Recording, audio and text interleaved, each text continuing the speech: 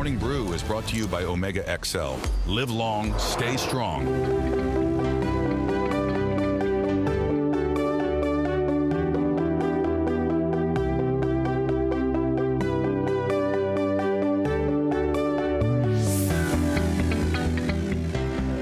Good morning, Trinidad and Tobago. I am not JW, I am Kejan Haynes holding on for Mr. Williams while he's out on assignment. It is a beautiful Monday morning. It's the first day of school. Feels like the first day of school for me too. I haven't been in this chair in quite some time. And good morning to all the parents now trying to rush those kids out and probably hear the Bobby, my belly hurted, man. It hasn't. You know, your whole vacation, but now it hurted. And I hope you took all that extra time. You got an extra week of vacation. So I hope you took that time to rest, relax, get prepared, and get started on the new school term, the new school year. It's always great. It's always new beginnings. So you're going to have people going into primary school for the first time, who going into preschool for the first time, and of course those going into secondary school for the first time, and those getting ready to leave secondary school. This is your last year if you are in the in upper six. Just remember, every time you put on that uniform, you are representing not just yourself, but everybody else who puts on that uniform every single day. The people who came before you, and the people who came after, people who will come after you. So it's a very, very special day. Just a quick traffic note. I know last night WASA was working on a broken water main. This was heading westbound just before the lighthouse. It's around sea lots there. I'm not sure how far they've gotten, but you might want to move a little bit earlier today just in case that causes some backup. It was single lane. If that is fixed, please give us a call. Let us know. We're gonna keep you posted on that. I'm told it has not been fixed. So make a move a little earlier today. It's always the first day of school is usually not as bad in terms of traffic. It's the second day when everybody now waking up, but with this little hiccup on the road, you might have some issues. Special good morning to social studies teachers who probably spent the weekend trying to figure out how they're going to explain to children that there's somebody running around saying that Eric Williams wasn't the first Prime Minister of Trinidad and Tobago. I don't know, maybe you could try saying something like this. So you want to tap up Kirkmegu? Maybe he deserves it sometimes. I didn't say it, she did. Also to the older kids, I know some of you have little siblings coming into the school, so make sure you take care of them. Kind of like how Foster Cummings seemingly took care of his family. Relatives of Foster Cummings received more than $15 million in HDC extensions ahead of the 2025 general election. That's a big story that we had yesterday in The Guardian. The CNC3 news investigation found HDC documents showing that two companies led by Juliet Cummings and the former minister's wife Abiola Cummings received 6 contracts, and they were PCAL Services on April 16th granted 5 contracts with $13.2 million to remove waste at HDC Edinburgh South, Lisa's Gardens, and Bacadere Maloney Gardens, and Roystonia. So yeah, handle your family that way. But also, I know some children like to use the chat GPT.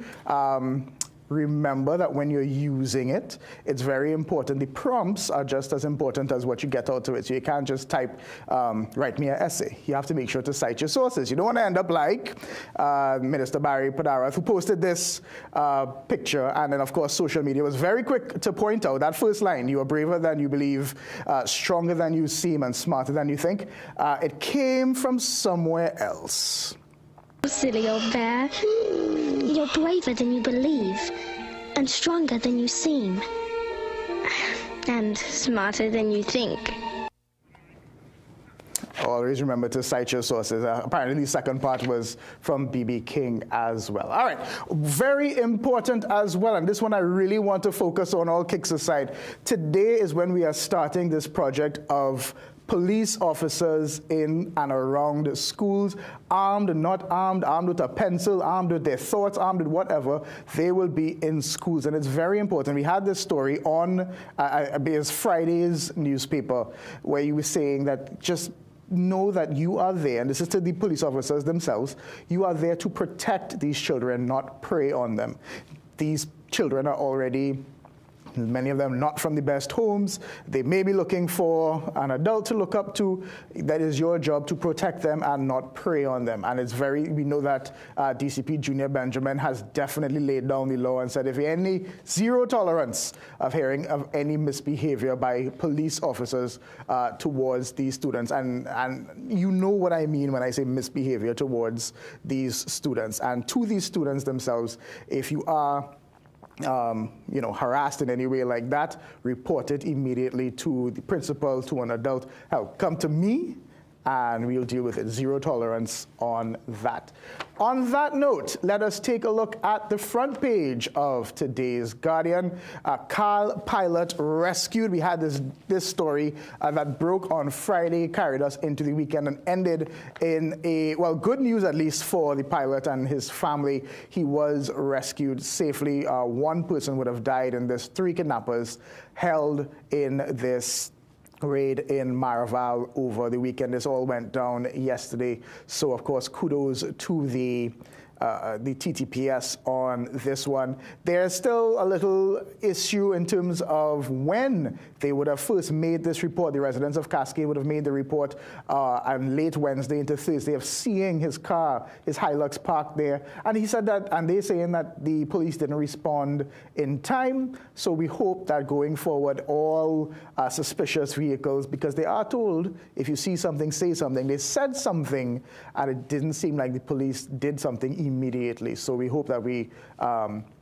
get more on that. But, we're glad that Mr. Kewal is home safe. Let's check out the back page. We had a little bit of a disappointing weekend for our night riders. They did lose to Guyana, and it always hurts a little bit more when you lose to one of your biggest rivals. I did see a post of the Guyana Power Company making a little joke saying, I'm sure they want to recount this time, in reference to last year's issue where the power went out, and that was a whole brouhaha. But we wish them the best, and the games still continue, at least for another couple of days. Let's check out our briefs page, and back to school is the topic there. The IATF did a back to school drive in Beetham Gardens. This would have been the second one. They did one last week as well on the promenade. It's good to see the TTPS giving back. It's always important that they are seen as, when we were growing up, the police officers were supposed to be your friends. The police officers were supposed to be people that you trust. This is a good way to bring that back. And we see a mom helping her daughter try on shoes. This is, to me, that was the worst part of going back to school, just going on and trying on shoes, especially when you're getting that little buff. Make sure you bring this one back okay, No, I'm going to play football in it whole day. So if it lasts the term, great. But it usually did. I was fairly well behaved. All right, so we have a great show today. Stay with us. We will be right back. This is Morning Brew here on CNC3.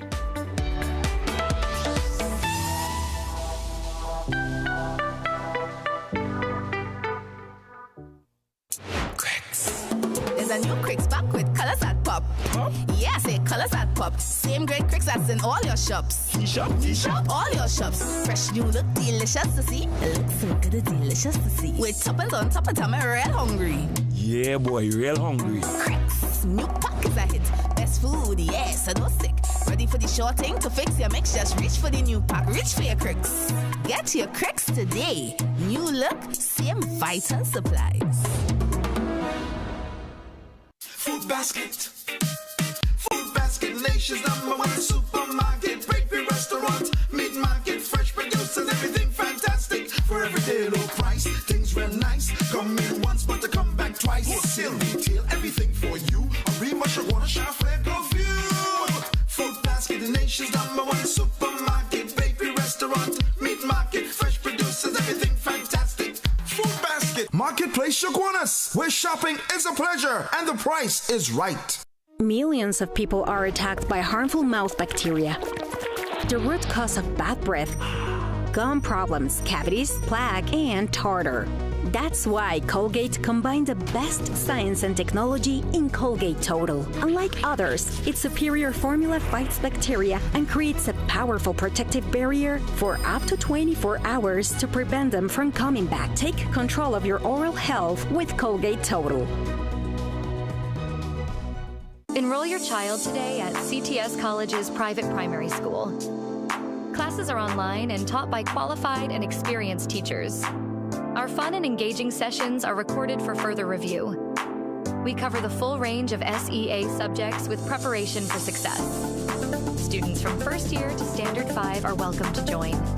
And with our competitive rates and flexible payment plans, it's easy to enroll. Sign up today at CTS College. Ask the Doctor's new season is here as Dr. Joel Tilak Singh covers a range of topics and, most importantly, answers all your medical questions. Join us on Ask the Doctor live on CNC3 on Thursdays at a new time of 8:30 p.m.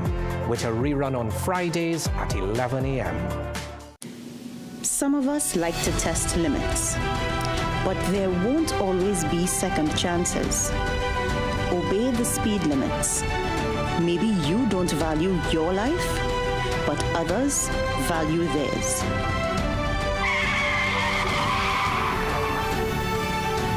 A message from the TTPS. Tune in to Betterments with host Space, Monday through Thursday, 12 p.m. to 3 p.m. for a program that educates and is solution-based. Space tackles the issues that matter to you, providing a platform to speak your mind and find solutions. That's Betterments with Base, with a focus on education and resolution. This is all about making things better for you. So if you want to make a difference and have your voice heard, tune into Freedom 106.5 FM and join us for Betterments with Base, Monday through Thursday from 12 p.m. to 3 p.m. Better for you. Only on Freedom 106.5 FM, where we believe that your voice matters. This is more than just music. This is where you find the best of TNT. This is more than just a vibe. This is where Bollywood gets a twist.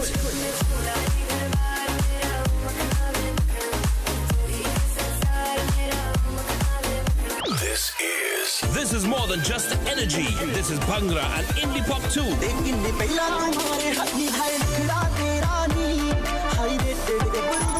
This is the mix. This is the life. Lock on or log on now. Sangeet 106.1 FM. This is authentic East Indian radio. This is us. Get the story first.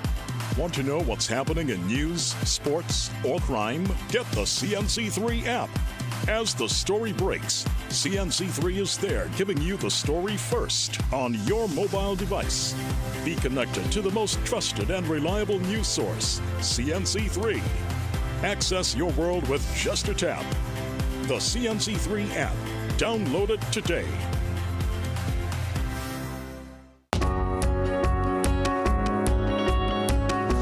Sportsmanship is when an athlete walks off the court and you can't tell if he won or lost because he carries himself with pride either way.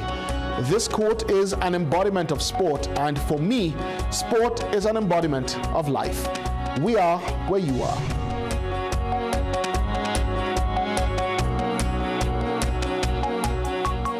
We go to Sunday dinner at our mother-in-law's house every Sunday. At your mother-in-law's? Yes, every Sunday. So what's your favorite thing? Our favorite thing. Are you ready? Let me guess. Yeah. Y'all ready for this? Hang on, it's gonna be delicious. You bet. What is it? It's a Steve sandwich! Don't miss the fun and laughter on Family Feud. Weekdays at 5:30 p.m. only on CNC3.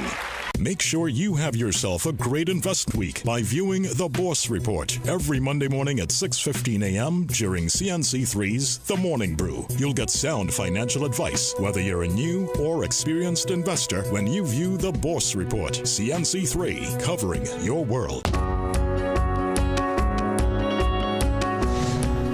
personal motto is to show citizens of this country that our stories can be told in a professional and international standard. I want to show them that the journalism they consume on cable TV can also exist here. Each day, that's my focus, that's my drive, to show the stories of our communities, of our people, matter just as much as anywhere else in the world. That's why we are where you are. The Israelite Church of God in Jesus Christ, teaching the truth about God's people, God's plans, and the secrets of God, all written within the pages of the Holy Bible, which is the Word of God. Watch The Hidden Truth every Thursday at 5:30 a.m. to 6 a.m. on CNC3.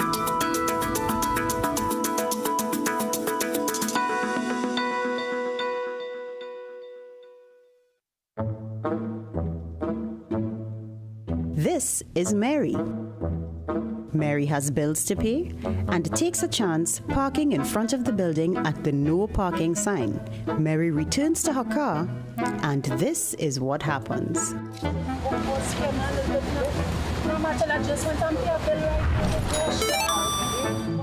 Mary decides to call when she's 5 minutes away to let her daughter know that she is close by. But Mary forgot one thing.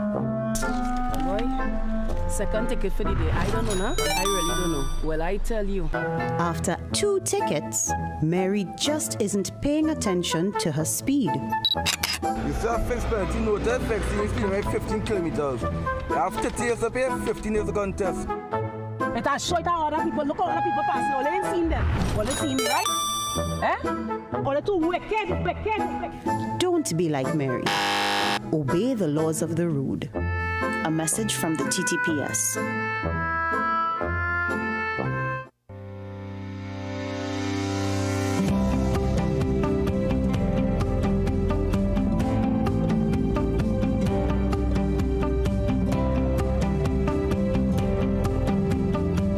Good morning, Trinidad and Tobago, and welcome to the Bourse Report. Well, today we're taking a look at two regional financial giants, who would have reported fairly impressive results for their half-year and 9-month periods, respectively. We're speaking, of course, about Guardian Holdings Limited as well as NCB Financial Group. Now, both groups again reported improved performance on the heels of some fairly significant discontinued operations or one-off items. Whereas excluding those items, results would have been relatively stable. Now, let's take a look at what those financial results would have looked like and what investors might expect in the coming months ahead.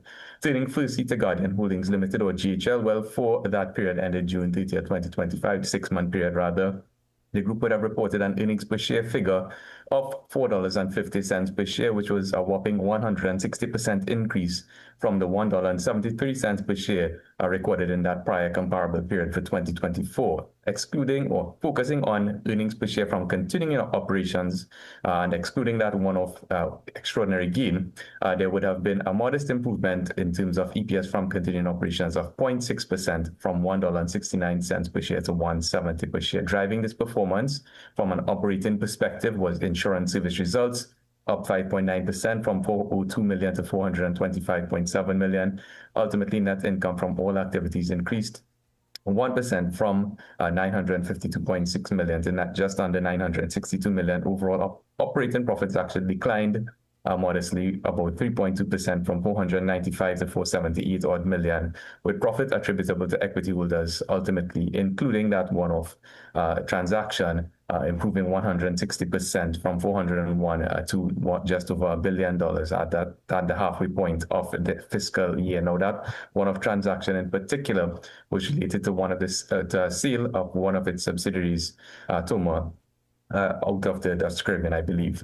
Now, as we move to operating profits by segment, we can see that there were some notable changes. The LH&P segment, or Life, Health and Pension, would have declined in terms of contribution to profit before tax from $463 to $416.5 million, a 10% odd decline. On the other hand, Property and Casualty did improve by 35% from $129.7 million to $174.7 million in that orangish color. Insurance brokerage also slipped a bit, down 10% 6% from 19.2 million to 17.3 million, while asset management actually fell by just about 50% in terms of PBT contribution for over the comparable periods rather, from 31.6 million to 15.2 million. So certainly some changes in terms of PBT contribution within the GHL group, but ultimately overall, including eliminations and adjustments, down just about 3.23% over the comparable periods. Now, from a valuation perspective, we can see that it is relatively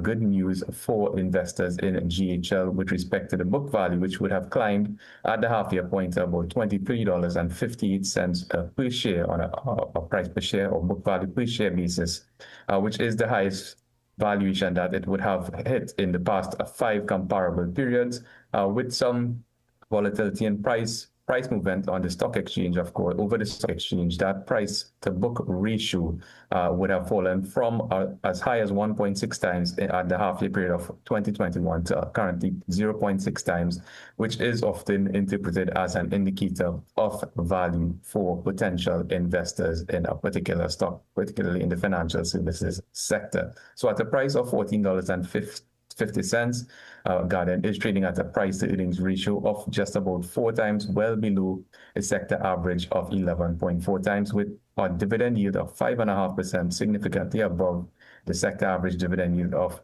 3.2%. So with those higher insurance revenues in mind, relatively attractive valuations, and an appealing dividend yield, Bourse is maintaining its overweight rating on GHL for the time being. Turning very quickly to NCB Financial Group. Well, for the fiscal 9-month period for NCBFG ended June 2025, the group would have reported an earnings per share figure of 34 cents per share, a whopping 56% increase from the 22 cents TT equivalent recorded in that prior comparable period of 2024.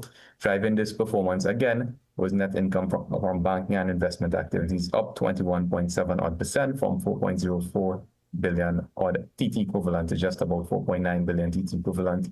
Profit before taxes ultimately increased at 64.4% from 974 odd million to just about 1.6 billion TT equivalent, with profit attributable to equity holders also increasing at 60% from 517 odd million TT equivalent to just about 830 million. Again, baked into this particular overall financial result rather was that one-off gain, which would have filtered through into NCBFG's financial results as well. When we take a look at segment performance in terms of profit before tax contribution, we can see that one-off gain very starkly highlighted in the LH&P segment, with the increase in PBT from 796 odd million in the prior comparable period to just about 1.35 billion TT equivalent in the current 9-month period for 2025.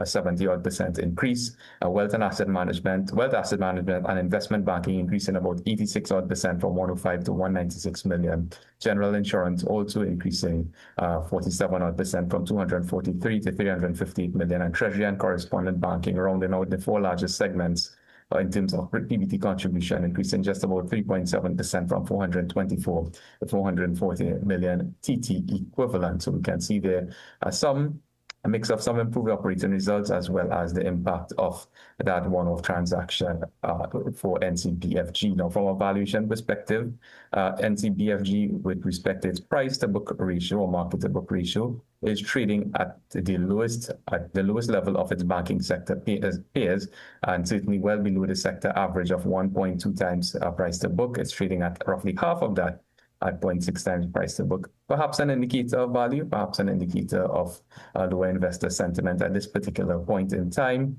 with, of course, news articles surrounding the ownership structure of NCBFG coming to the fore in recent weeks. However, again, from a valuation perspective, 0.6 times in terms of a market to book value is at the absolute lower end of the price to book ratio spectrum. At the highest end, for example, we have Scotiabank Trinidad and Tobago, which is trading at just about 1.8 times price to book. So at a price of $1.91 per share, NCB is trading at a price to earnings ratio of just about 5 times, which is well below the sector average of 9.8 times. But of course, included in this low valuation would be that one-off gain, which would have occurred in the fiscal year. And NCB currently offers a trailing dividend yield of 3.3%, below the sector average of 4.9%. So with those higher banking and investment results in mind, improved insurance service results and stable operating results, but of course, keeping in mind that this performance and current valuations are impacted by that one-off valuation, excluding the attractive price-to-book multiple, Bourse is maintaining a market-weight rating on NCBFG for the time being with a stable outlook. Well, that's it for this week's edition. For more information, you can give us a call at 2BORSE or 226-8773. Email us at info@boursefinancial.com. And of course, you can check out our website, bourseinvestment.com, where all of our research is absolutely free. And you can catch this article in today's business section of the Trinidad and Tobago Guardian newspaper. So until next time, stay safe, happy investing, enjoy the opening day of school, and we'll see you again on the Bourse Reports.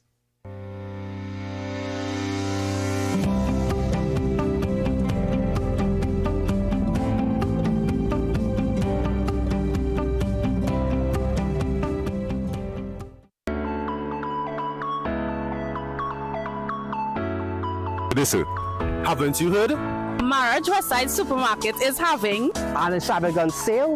That's extravagant news. Visit us at Maharaj Supermarket, located at the corner of King and Louvain Street, Sarima, and also Jumbo Foods, situated at 119 to 121 Eastern Mirror Tower, and save big. You can tell from the crowd who's up next. It's Trinray's star player, whose world-class stats put him in a league of his own. Trinray's risen to become a true force to be reckoned with. With an unbeaten Carry A rating, they boast a strong solvency and A-class service. Ladies and gentlemen, you're witnessing Trinray's financial and technical strength at its best. Trinray, premier insurance coverage for less. The detergent smells nice while washing, but when you use the new Downy Intense fabric softener, with its new multi-capsule fragrance, it releases an intense scent that lasts twice as long. With the new Downy Intense, you'll enjoy a rich and delightful fragrance that keeps you feeling fresh 24/7. Ladies, Stay Free is now carefree with the same trusted protection. Available nationwide in overnight maxi, ultra thin super with wings, and ultra thin regular wingless. Enjoy up to 100% protection, instant absorption, and 8-hour odor control, day or night. Feel fearless. Get yours today. Greetings in the powerful and precious name of Jesus Christ our Lord. This is Apostle Judy Karim of the Greater Love Christian Center, bringing love and greetings from our ministry and inviting you to join us every Friday morning on CNC3 at 5 a.m. to receive a word from God on our program, It is Glorious. God loves you. We look forward to being a part of your life and bringing God's word for your situation. Love you.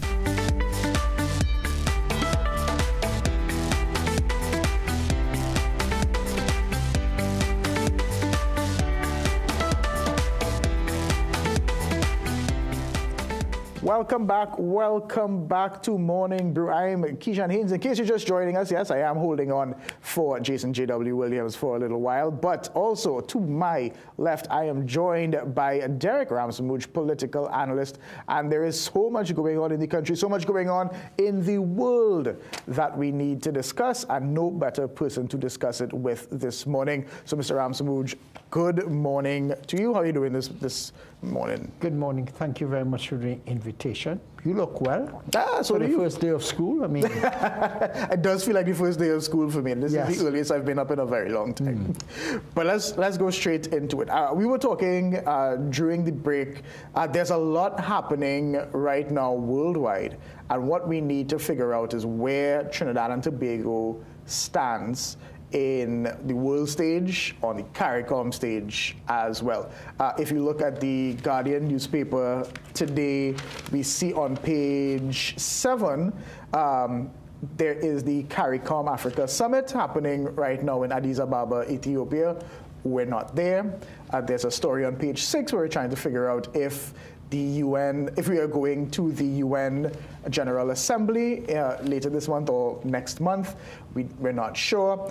And that raises a lot of questions about where we stand in terms of foreign policy. And I know you have thoughts on that. Sure. First of all, thank you again for the invitation. I think what is evident for the population now is to understand how our foreign policy is created and how it is implemented. we must make the distinction between the pronouncements of a prime minister, the pronouncements of a minister, the pronouncement of a cabinet as to who speaks on behalf of the government, whether it's an individual or a collective responsibility. And with what we've seen happening in Venezuela at this point in time, and the notion of perhaps possible conflict, are we at loggerheads? That is the state of Trinidad or the prime minister of this country with respect to CARICOM's position as well. We must recall that each prime minister has a certain sense of responsibility for a special element of CARICOM's economic activity. At this point in time, it is the recently re-elected Prime Minister, Andrew Holness, who is responsible for CARICOM and the national security perspective of the region. Aren't we the head of the quasi-cabinet? Isn't Trinidad and Tobago head of security? I don't believe so. At least the latest research I say that Andrew Holness is. I'll double check that. We double check it. Perhaps during the break we yes. double check that. But what it does say is that what is CARICOM's position, and is it completely different from that of what is put forward as Trinidad and Tobago's position? It is going to be a challenge if Trinidad and Tobago has that portfolio of security for the region and you adopt a different position. Last week, Friday, for example, we saw that CELAC basically passed more support going against U.S. involvement in anything in the region. And you also have treaties that deal with the nuclear position, as this is supposed to be a piece of non-nuclear presence. We have yet to fully understand what is Trinidad and Tobago's position.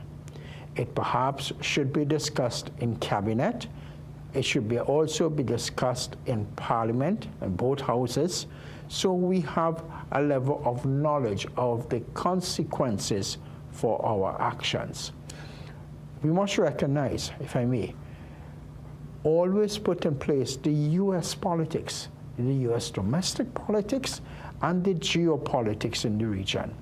United States next year, in November, have midterm elections for all the members of the House of Representatives, and I believe 1/3 of the senatorial spaces. You also have the battle, as they say, the geopolitics, for the whole notion of imperialism, for the battle for resources. We all recognize the quantum of resources that exists in Venezuela, in energy sector, for example. So there are many moving parts at play. And the notion of whether this is a question of the drug trafficking, we should make ourselves familiar with the U.S. research on drug trafficking and realize the quantum of drugs actually move from Colombia as well, via the Pacific Ocean as well. So is it that we're using an excuse as part of the U.S. foreign policy when it comes to geopolitics and accumulating influence in the energy sector? My two questions. For a long time, for as long as I've known myself, we know this, our foreign policy is non-interference, non-intervention. And you raised this concept of whether it's a cabinet position or the prime minister's position. Where would that have come from? Is that something that it's not enshrined in the Constitution? It's just that something that over years... It started from the time of what you call the non-aligned movement, which came out of the period of the Cold War, when at that time the Prime Minister, Dr. Eric Williams, along with certain other strategic colleagues, included India, included Gandhi at that point in time, I believe, Jawaharlal Nehru, they created the non-aligned movement. And that basically respected the sovereignty of the state and the non-interference of third forces trying to influence the politics. We must also not forget the U.S. foreign policy from the period of the Monroe Doctrine right up to present day has always sought to influence the behavior pattern of Latin America countries. So whether we're dealing from Mexico to Argentina, whether you look at debt management, whether you look at the allocation of resources, whether we look at the Bretton Woods system, which is the IMF and the World Bank and the allocations of money, all these things influence our position. Whether CARICOM is effective, whether CARICOM survives this, they always have challenges from the Federation time to now, whether we have the leadership to protect our sovereignty. We could recall Grenada under Maurice Bishop. When the U.S. would have invaded. When the U.S. would have invaded, and the Caribbean stood back, right? And if we're talking about drugs and violence and democracy and voting rights, let's compare Venezuela, that is full of resources, and Haiti, right? What has been CARICOM's position to Haiti? There is very little to suggest that the U.S. will consider putting boots on the ground in Venezuela. They have failed to do that in Haiti. They are hesitant when it comes to what we see happening in Ukraine and Palestine. So this is a hybrid proxy war done by drones. The issue for Trinidad is at what time would they allow the intrusion of their airspace? Right. Because if it's a battle that will be done via drones, then the utilization of our airspace may or may not be part of the system as well. We've already heard the Prime Minister say that if Venezuela were to try to invade Guyana or attack Guyana in any way, they're going to have that access to our space. That's absolute nonsense. What make you believe, Trinidad, that you have any significance to Guyana? Guyana has the resources. Guyana has enough U.S. investment in it. Guyana has U.S. investment that will facilitate the United States going on their own into that space. So basically, as I say in local parlance, drink your water and mind your business. So, and let's touch on that. So what do we get out of this? In any deal, I assume that anybody is making any pronouncements is doing it with the interests of the people, whether or not you agree, but there has to be something in it for us. Let's work all these scenarios. What does Trinidad and Tobago stand to gain from this alliance with the U.S.? Well, firstly, you have a budget coming up in October. So this presents an opportunity to divert attention from not dealing with the matters related to the people's interests, meaning the economy. So you have, I can blame X or I can blame Y for our lack of progress. That's one. Two, maybe you're hoping to develop some sort of relationship with the United States that would provide some sort of financial support. In the energy sector, I'm not too sure about that because clearly Guyana has already indicated their energy resources are for the development of Guyana. Right. The situation in Venezuela, if this crisis continues for the next 2 or 3 years, Trinidad could easily kiss goodbye any kind of energy relationship with Venezuela. The conversation with respect to Suriname, Suriname's debt is now roughly $2 billion, and rescheduling their debt under the new administration is their priority. They have their own energy relationships with European, Total European type companies and US type companies. So there's little relationship per se with Suriname. So, and then there's Grenada. Well, Grenada under we would have signed a deal with, but they don't necessarily have anything that we need anytime soon. Dr. Keith Mitchell, in his administration 2 terms back, was having this discussion about oil and gas, right? So it's highly speculative. In the meantime, we have a financial challenge to meet this year and next year, and therefore bills have to be paid. So just in really shortly, are you saying that all of this is nothing more than a distraction against the state of the economy? It's much to do about nothing. Because if you look at it, if you look at the whole notion of acquiring resources, acquiring trade. Here you brought up earlier the situation with Africa, the African Union, right? Mm-hmm. However, you've had the African Import-Export Bank, AFRIX, in the region for the last couple of months, right? Even the relationship with the Petrotrin scenario in which you had people from the African continent. Right, you had Rwanda who was supposed to, and we still don't know what's going on. Because part of it is the monies. Where is the monies coming from? It's going to be coming from institutions like the African Import-Export Bank. They have been in Suriname recently as well, looking at the energy sector as well.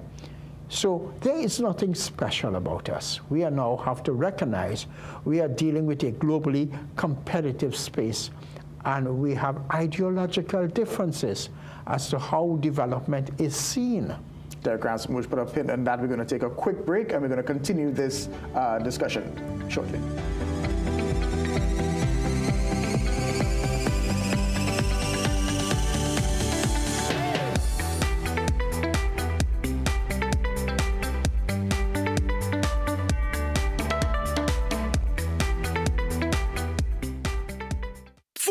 Marketplace is celebrating our 34th anniversary for the month of August, and you're invited. Enjoy massive deals like mince beef, 5 pounds to $99. Cow heel, 5 pounds to $79.95. Nestle cream milk, 4 for $54.95. Crown, 8 kilograms rice, $69.99. Come and shop to win one of our 34 shopping sprees. Big giveaways and free hampers to be won. Shop, save, and celebrate only at Food Basket Marketplace, Arima, Shagwana, Shafle, and Gulfview. Food Basket, where shopping is a pleasure and the price is right.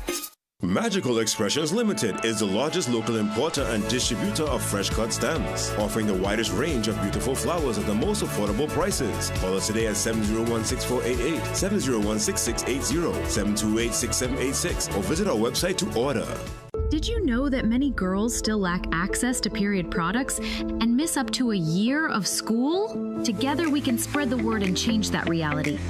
For every pack of Always you purchase, we donate a pad to girls in need. Help us empower the next generation to rise, learn, and be the best expression of herself at her full potential. Always.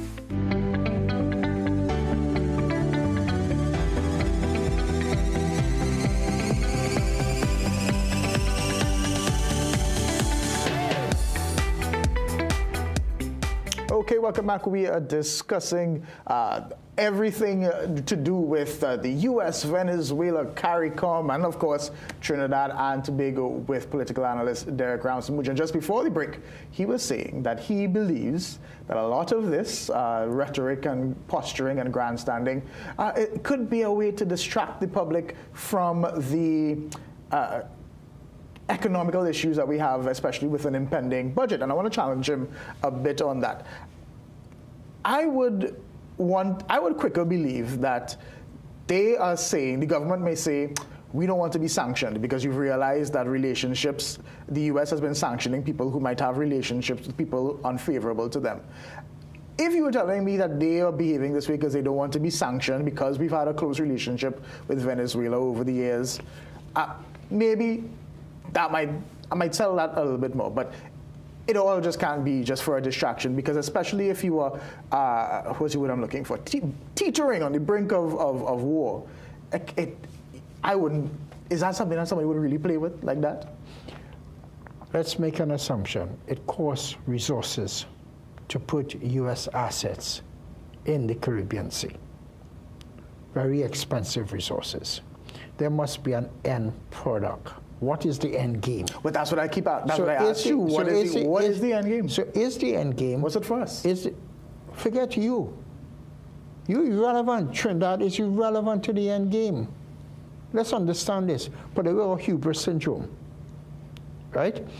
If the objective is to change the administration, not just the leader in Venezuela, but to change the administration, using a hybrid war that we see happening now, using drones that we see happening now, as well as I said, the elections next year, and you look at the gentleman who is in the president's office at this point in time, look at the political personality we're dealing about. There's a much bigger picture in the process. And therefore, while you may wish to keep the relationship with Venezuela at bay, because it's no more important to keep the relationship in the U.S. to develop it, the only way that's going to happen is you basically going to give up the whole notion of being part of the non-aligned, may have to separate yourself on this issue when it comes to CARICOM as to the position you adopt. We also have to ask ourselves the consequences of this. We have supply-side economics to look at because we import a lot of stuff. We have already closed the air bridge between Caribbean Airlines is no longer flying.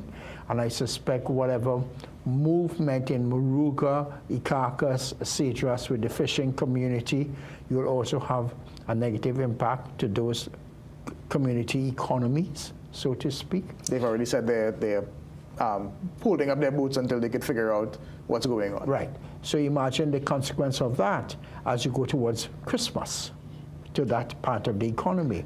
We also have to look at the U.S. policies.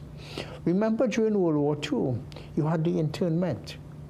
The internment where people like the Japanese individuals, the Europeans, the Italians, were put into their own pseudo housing camps, yeah. Right? Use the word camps, yeah, right. And people were put in that place. Now, Trinidad and Tobago, if you are going to be participating directly or indirectly, we also have a number of Venezuelans in this country.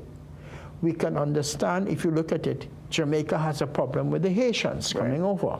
So we have a Haiti migration problem. That's a real situation. Bahamas as well has that same problem. They're very close. You see it in Ukraine. You see it in Palestine. So what are we going to do to protect the Venezuelans who are here? We started a process in which you had some sort of registration process to know who was here doing what. If we're saying that Venezuela, they argue they are gangs related in Venezuela with the crime, then what is this government going to do to protect the Venezuelans who are here? And they've already said, that they don't plan a mass deportation, similar to how the U.S. is doing right now. And they seem to be continuing the registration process of the former administration for now. But is it complete? Is it sufficient? Today is the first day of school opening. How many of the kids are allowed to go to the schools, right? You run the risk of exploitation by some very unsavory individuals. But that's been the problem for the last 5 years. But we have not, it's been a problem not just the last 5 years, it's been a problem psychologically. We must remember, we are all immigrants to this country. You, me. Forced or otherwise. Forced or otherwise. So this economy, the labor force is built on immigration, labor. If you go to any fast food outlet now, I give you a simple example. Where I purchased uppers, it's wrapped very, very efficiently by two Venezuelans who know who you are. They've become part of who we are. So how do we navigate So we need to be able, as a country, to protect them. Not deport them, protect them. I do remember Dr. Rowley saying when he would have gone to the UN to make his intervention, and he says any war in the region will only exacerbate the exact same situation that you're trying to, that you're mad about now in terms of the influx of refugees into the country. We have a migration problem in Central America and the Caribbean, right? Going to the United States, going to Canada, even within the region itself. This is just going to make things worse because people will be reacting in a very fearful manner. So what we need is we need strategic relationship who could bring all the parties and say, how could we resolve this matter? And let's be honest, the issue is more than just the drugs. more than just the drug trade, because it could go into the money laundering. It could go, as we've just had elections in Guyana and Suriname and Trinidad and Jamaica, right, and Belize, all within this year. And you've had political systems that are, they are at high risk to questionable financials, campaign finance entering the system. And our governments have done very little except make pontificated statements. Yeah, they'll do that at the start of platform. the term, and by the time election rolls around, you've forgotten about it. So how much money is in our drug system? How much money from the drug system? I mean, how much system into the banking economy? system, Right, exactly. into the How much from economy, drugs into at every level. Thank you. At every level, and that's the frightening thing. It is the extent of the questionable money in our political system and influencing political decisions. And I think we have to bear in mind that this fight, you got to ask yourself, why is this happening now? What is the strategic value of approaching Venezuela? I would put it directly down to having a political issue to campaign on in the United States. So you are saying all of this is just the creation of a us versus them mentality, so that you have that sort of, basically anytime you create an us versus them, you rally this sort of nationalism in your country, and that I'm not talking, no, let me be clear, we're not talking about all of this in Trinidad. No, I'm talking about in the US. In the United States. That's been a big thing on their part. Because if even as you look as the indicators of the favorability rating of the president in a midterm, there is a direct relationship of whether you're going to succeed in a midterm, and the function of that is the favorability rating of your president. There's an actual movie, I think it's called Wag the Dog, that's about this. Yeah. The president was caught in a scandal, and then they created a fake war and all of that to drum up that support. So this is a pattern that historically have been around for the longest while. It is just perhaps now, remember Ronald Reagan and when they went into Grenada, as you just pointed out, right? It does not mean that they're going to put troops on the ground, right? That is going to be a strategic error. I think what you may have would be a bit of operational bravado happening. Right, the whole notion, the flyovers, the whole notion of the cowboy, you know, cowboy and Indian kind of stuff. We're still living in my 6-shooter bigger than your 6-shooter, and the media will play their role. And you're seeing that in the Department of War, and we do this and that. And with social media being what it is, you have all these little reels and clips coming around.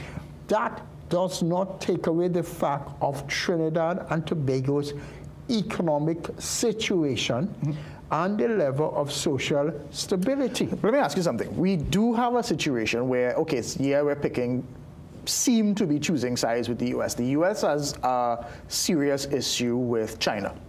We have been good with China. China has come in and they've helped us with our development and all of that. And we've always managed to straddle that line. So yes, maybe we have more culturally in line with the US. We watch the same TV, we eat the same foods. But China is still here and helping with development, and they build, they help us with hospitals, bridges, etc., right? How do we now go forward navigating that if we have seemingly chosen a side?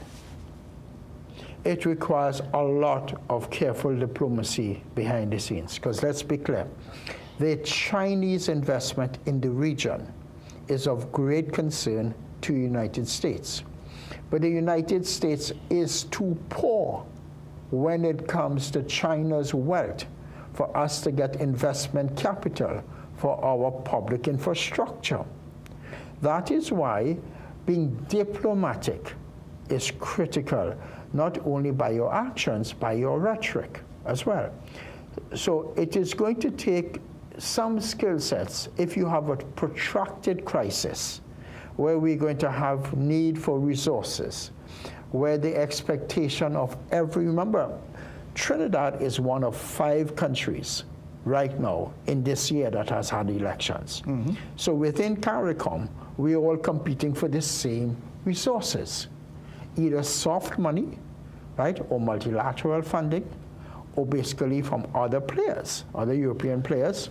So we are in a competitive space looking for resources to feed our population. So let me go back to what you just said. Do we have, in your opinion, that skill set that will be able to navigate? Of course, there are people in the ministry who work behind the scenes, no matter the administration, but it's the front-facing players who still have to, it's their headlines, it's their words that come out in the headlines that are often read. Are we navigating that space properly? Do we have the people to navigate that space Let's properly? be clear. Trinidad's foreign policy technocrats are very well educated, very well experienced. From the time of, for example, Professor Anthony Bryan, right, former head of the international relations, now based in the United States. But these guys have our country interests at heart. Take away the political discrimination that may or may not occur. We have no shortage of technical capacity. The problem we have are the faces, and that's a challenge. It is the message we put forward. Who is the messenger? What is the messenger? And how do you build consensus in a strategic negotiation framework? Derek Ramooj, we will be talking about this all day if it was up to me, but we are out of time. And thank you so much for being here. And I hope that the public is listening and everybody else is listening. That. Yeah, this is really important. This is not something that we need to play around with. We need to pay a lot of attention. And I thank you for educating me and the public on this issue. Thank you very much for the invitation. Of course. All right, news is next. We take a break. Be right back.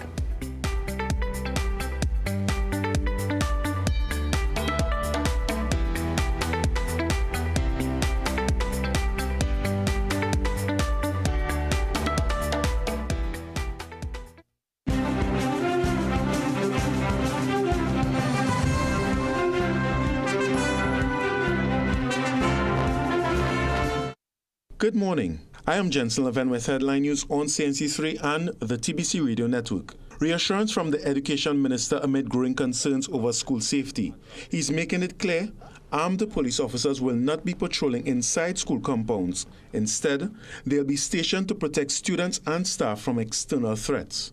Minister Dowlat says officers of the School Orientation Police Unit at some 50 high-risk schools will be strategically placed to respond to external threats while other agencies address internal indiscipline. There's a role for the principal, for the school safety officer, and all the other people, the deans and things like that. So the police officers are basically last resort when you have incidents, especially of violence and things like that. Minister of Foreign and CARICOM Affairs Sean Sobers is defending TNT's representation at the second Africa CARICOM Summit. Trinidad and Tobago was not represented by Prime Minister Kamla Persad-Bissessar at the event in Ethiopia. This absence prompted questions from former Housing Minister Camille Robinson-Regis, who suggested on social media that TNT was being ignored at CARICOM or that the Prime Minister was otherwise engaged. Sobers dismissed these claims as baseless. He said the country sent a high-level delegation led by the Deputy Permanent Secretary and the head of the CARICOM division. Sobers emphasized that the delegation is fully briefed and capable of advancing TNT's interests at the summit. The Tobago Regional Health Authority confirmed that on Saturday morning, Roxborough Hospital lost electricity supply after a TNTEC power outage. Backup systems also failed, affecting critical operations and forcing dialysis patients to be moved to other facilities.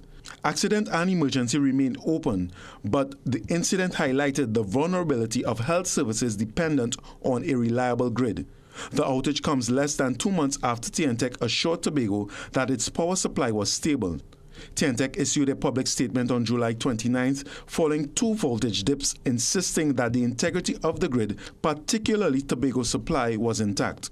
Efforts to restore full services at the hospital are ongoing. Those were your 7 a.m. news headlines. We'll have another news update at 8 a.m. on the TBC Radio Network.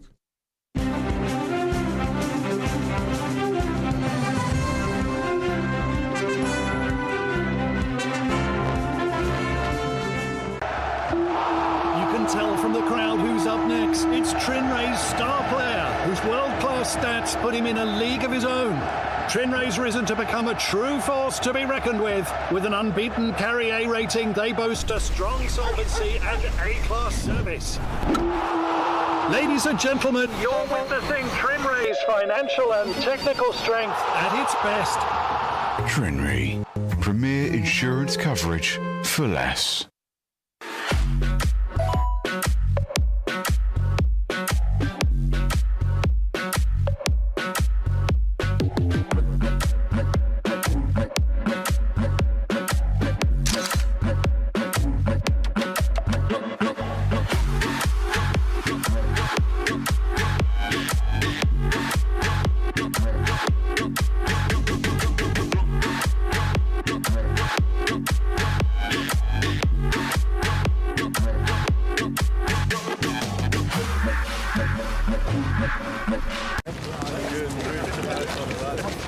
Okay, I see you.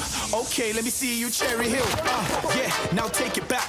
Let me see you rock off, shake off, shake off. Let me see you rock off, rock off. Let me see you kick right, now kick left, now step forward, now step back. Lucozade, bring the energy.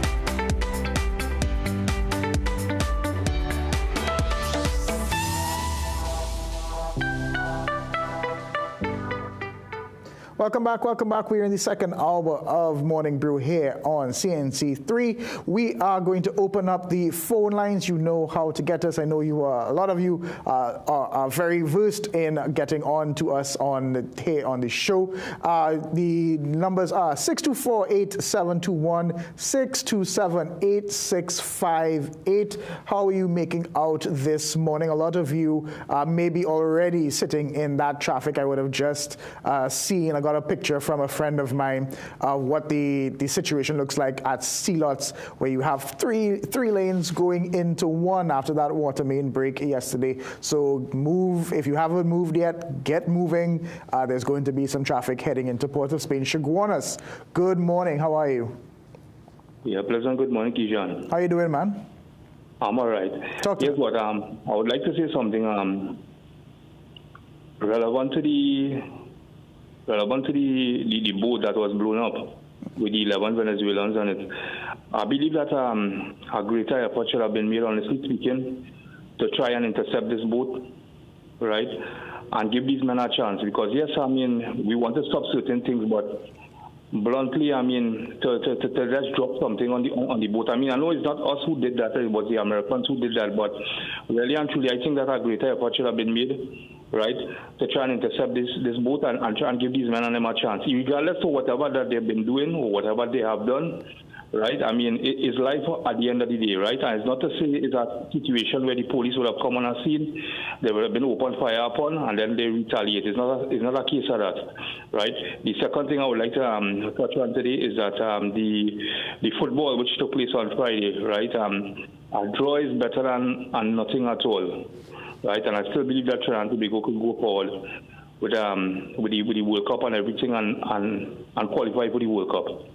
Kijan, I think a lot of things that taking place within Trinidad and Tobago that people are not being mindful of, right? And where the crime situation is concerned and where the spending of money, where the people is concerned, people are not prioritizing as to what they need to get done, and as a result of that is causing a lot of frustration in the air, right? So I would just like to say to my fellow Trinbagonians that what we need to do is focus more on the things that we need rather than the things that we want, right? That's right. That's a big difference. You're right. That aspect of need and want is very big. Also, yeah, I did forget to talk about football. I did love the support that we saw. Trinbagonians, if nothing else, we came out and we cheered on the Soca Warriors. I hope I'm still legally allowed to use that name. And they did come out and showed, even though they got, it was a 0-0, no goals scored, but the atmosphere in the stadium, electric. Diego Martin, good morning. Yes, hi, good morning. I just want to say, instead of the police officers going with guns in the school, why not use tasers?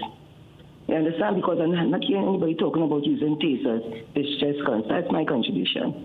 No worries. I know that one of the things that came up in postcab when we asked the question, we posed it to Michael Dowlett, the Minister of Education, and Roger Alexander took over, and he said non-lethal.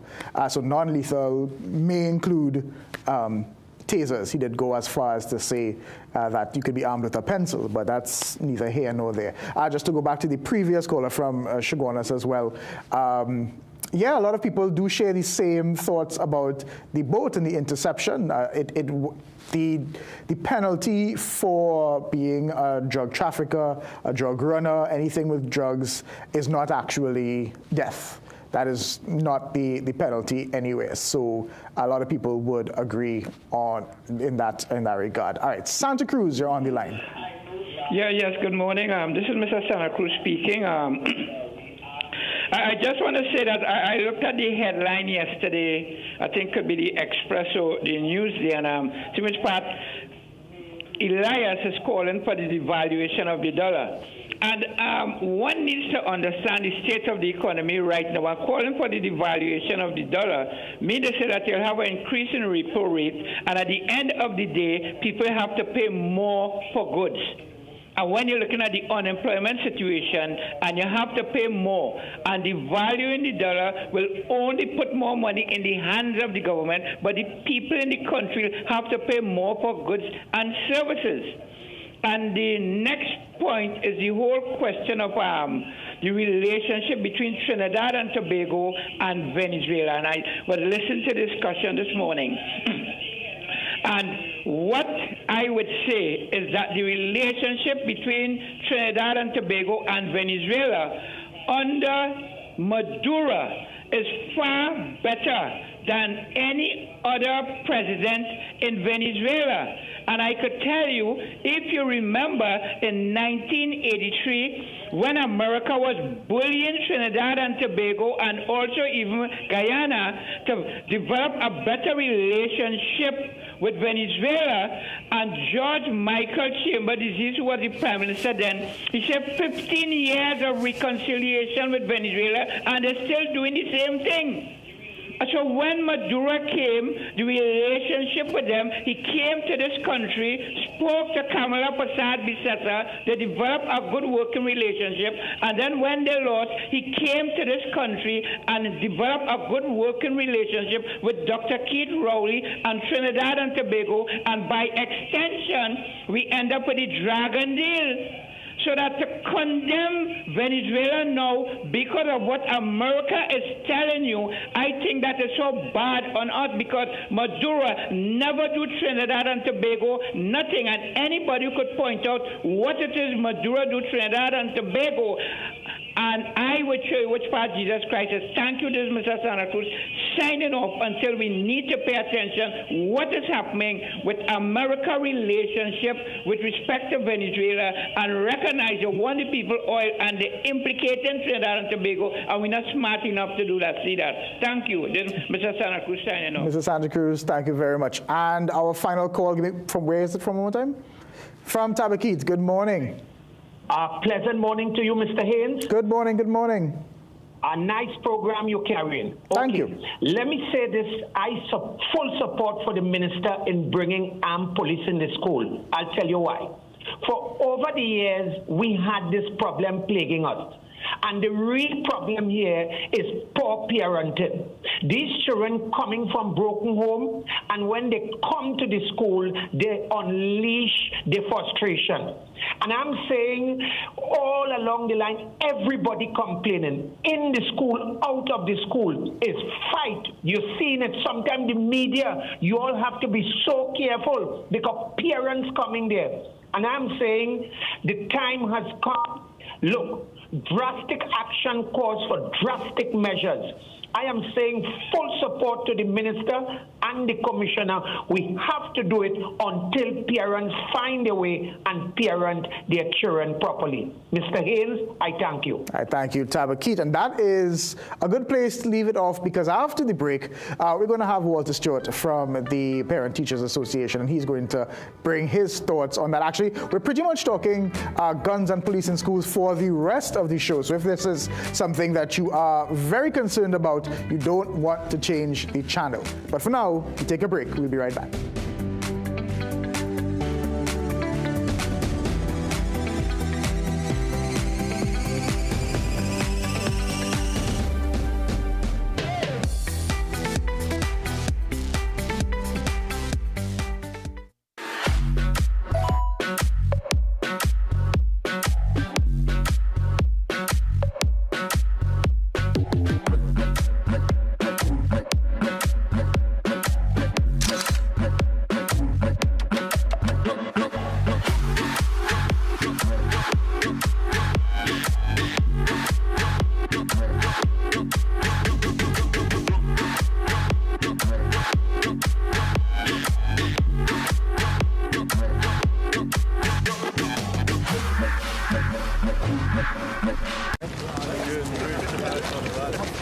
Okay, I see you. Okay, let me see you, Cherry Hill. Yeah, now take it back. Let me see you rock off, shake off, shake off. Let me see you rock off, rock off. Let me see you kick right, now kick left, now step forward, now step back. Lucozade, bring the energy. Science calls it AMPK, your body's built-in system for burning fat, balancing blood sugar, and fueling energy. Berberine Plus naturally supports AMPK, helping you feel better, live better, be better. Available at Pennywise and leading pharmacies nationwide. Berberine Plus, powerful results naturally.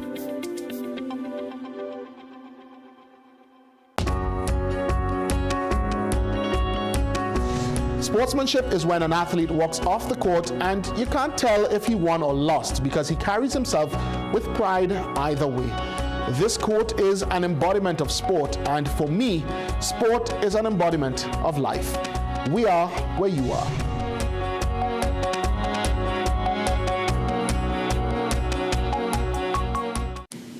Some of us like to test limits, but there won't always be second chances. Obey the speed limits. Maybe you don't value your life, but others value theirs.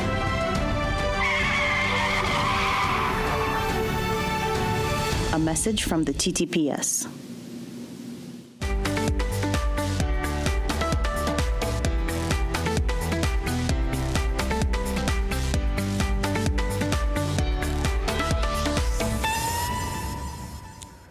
Welcome back. And as I said before the break, if you care about the issue of schools, it is the first day of schools. What's happening with the police officers in schools and what happens with, well, I guess, your children in school. The rest of the show, really, this one is for you. So I'm joined by Walter Stewart of the NPTA.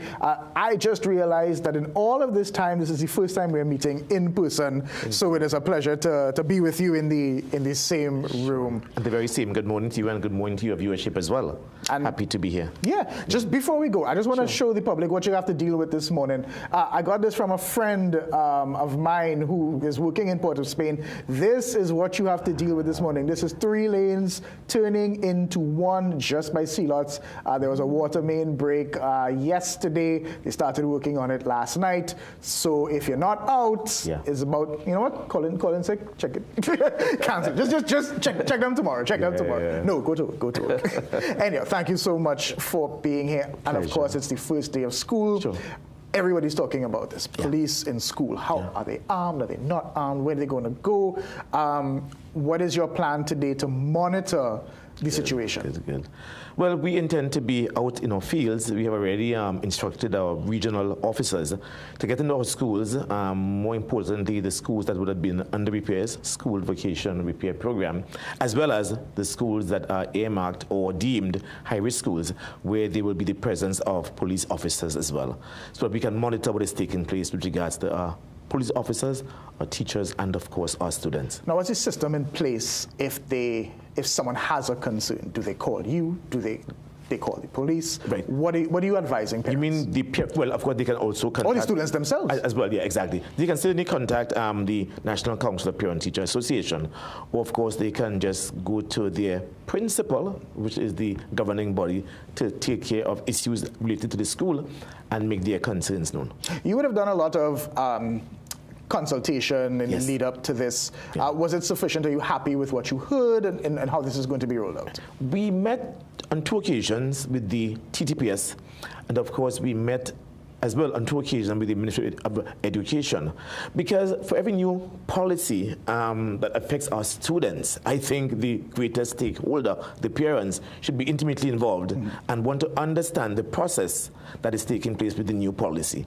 So we did meet recently last week, Thursday, with DCP Operations Junior Benjamin to get firsthand the process and the policy guiding the intervention and the inclusion of police officers, who incidentally are now called School-Oriented Police Officers, SOPO, to understand their roles and functions, and of course the remit and the level of the remit vis-a-vis the principal of the school, the deans of discipline, the MTS officers, and the safety officers. Our information is that they would now provide an additional layer of support and not replace the existing school matrix when it comes to school and discipline and school violence. And we understand that then, as far as you understand, are they inside the schools or around the perimeter of the schools? Where will they be stationed? Right.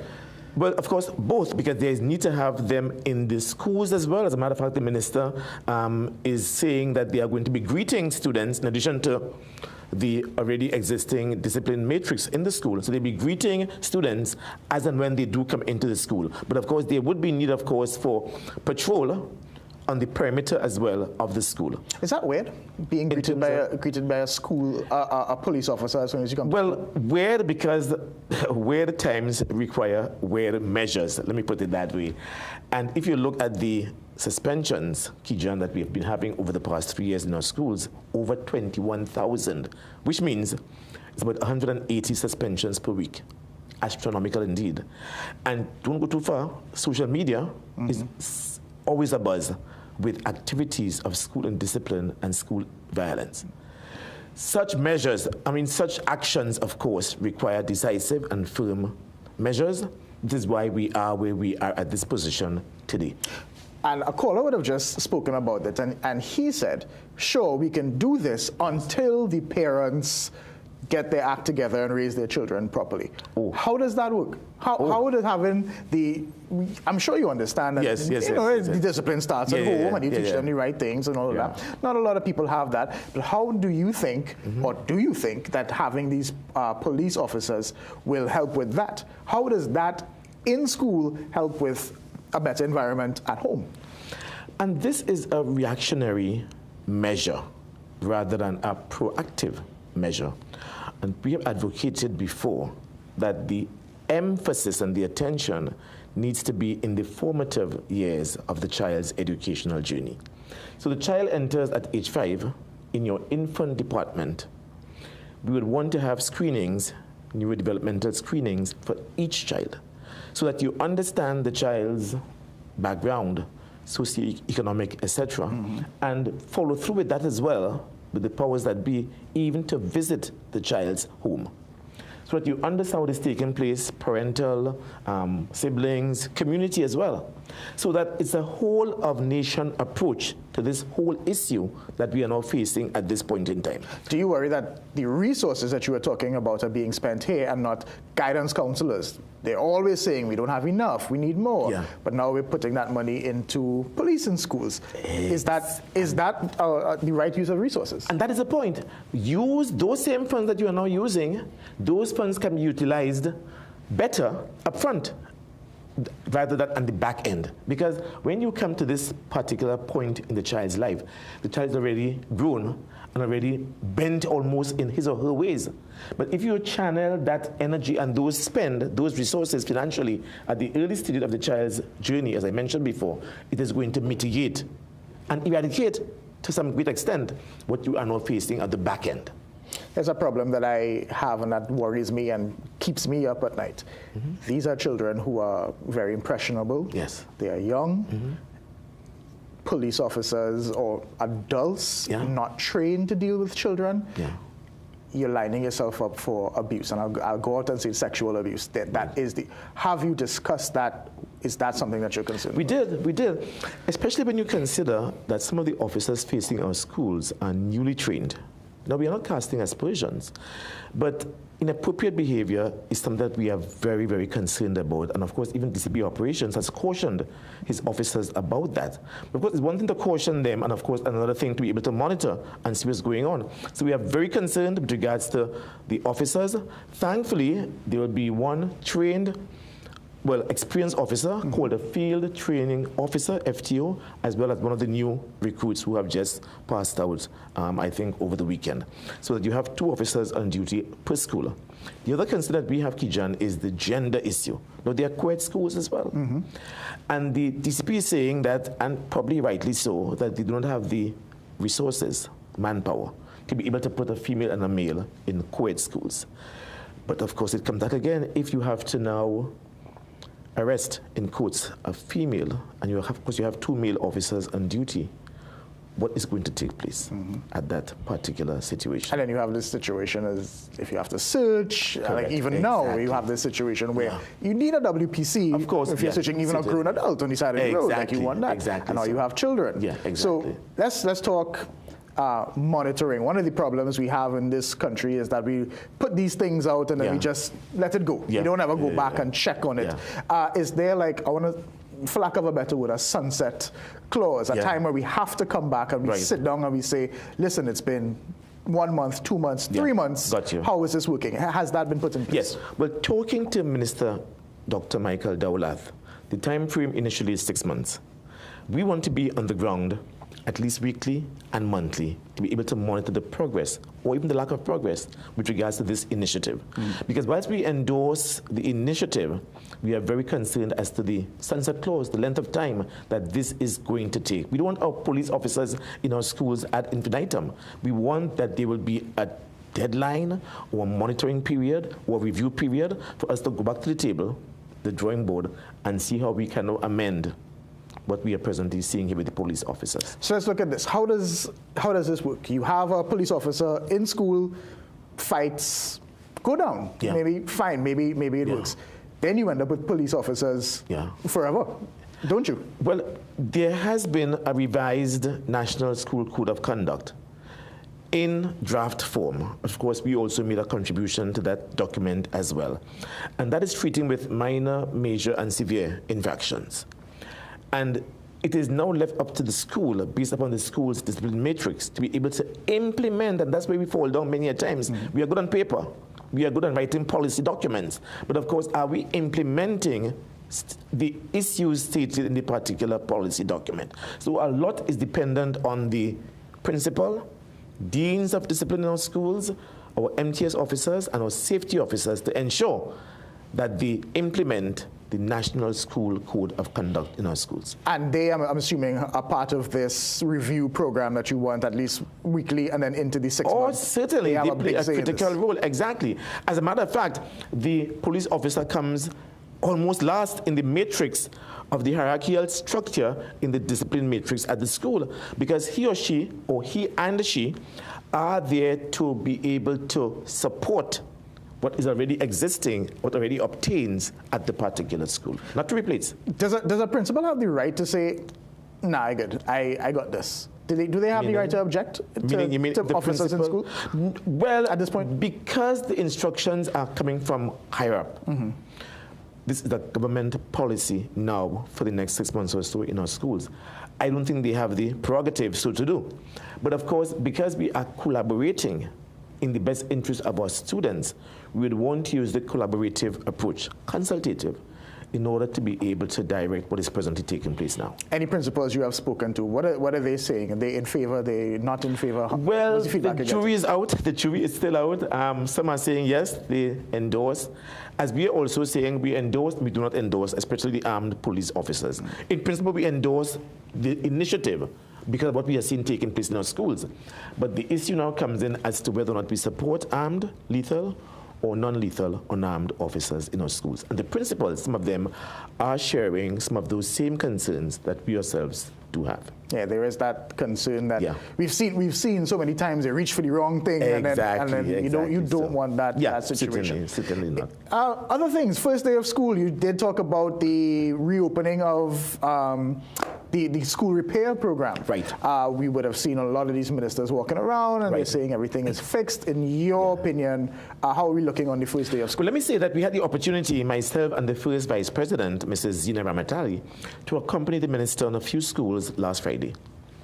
And we are impressed. Let me say we are impressed because this is a history-making moment for the Vacation Repair Program, VRP. Because never before have so many schools been repaired, as far as I could remember, and successfully so. There were 271 schools on the radar, on the list, and another 169 schools on the emergency list, they call them. Right. So that at the end of the day, up to last night late, there were workers at our schools. All the schools, bar 26, have been fully completed. So there are 26 that are still yet to be completed. But even with those 26, the information that we have is that schools can still progress, still operate without any hindrance or disruption based upon the repairs that are yet to be done. Right, so the repairs aren't major. It's not like a hole in the roof or anything like that. It's something you can work around. Yeah, certainly. Like living in a house. You're still making the repairs around, but you can still function. Yeah, definitely. And we must applaud, because I mentioned at another platform that this is an acid test for this new minister. He came in April, May. Mm-hmm.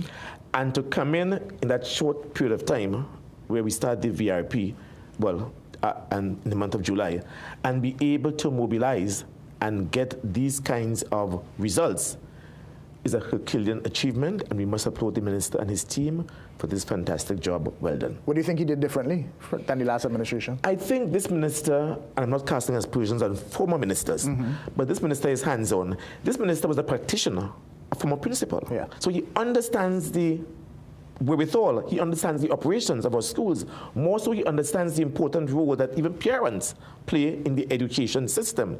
He's engaging, he's inclusive, and he is getting the job done. What more do you really want in a minister to be able to propel the education system in Trinidad and Tobago at this time? Yeah. So again, hats off to Minister Dowlath. I'm sure he'll be happy to hear that this morning, because he too will be keeping a close eye on all the schools, and I know we in the media, the public, will tell him. Yes, please do. As soon as well, no, we'll tell him when something wrong too. As well. And he's open as well. He's very open as well to that.